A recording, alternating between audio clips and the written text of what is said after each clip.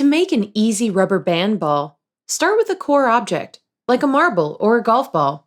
You'll build your ball by wrapping the rubber bands around the core. However, if you're a rubber band ball purist, start simply by taking an extra thick rubber band and folding it in half several times to make the core.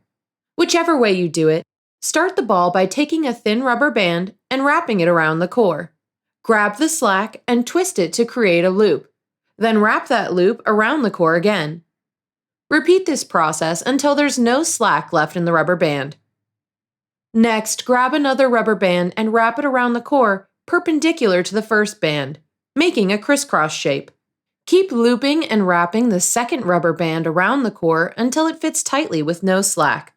Add more rubber bands to the ball, making sure to place them at different angles relative to the first two bands so they cover the core evenly. Keep going until you have a smooth spherical ball of rubber bands. Once the ball is as big as you like, have fun bouncing it and playing with it. You can also keep adding new bands and see how big it can get.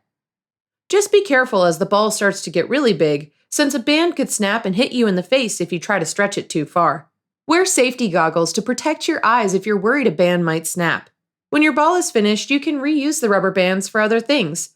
Keep the ball as a toy or decoration, or even cut it in half to see what your creation looks like inside.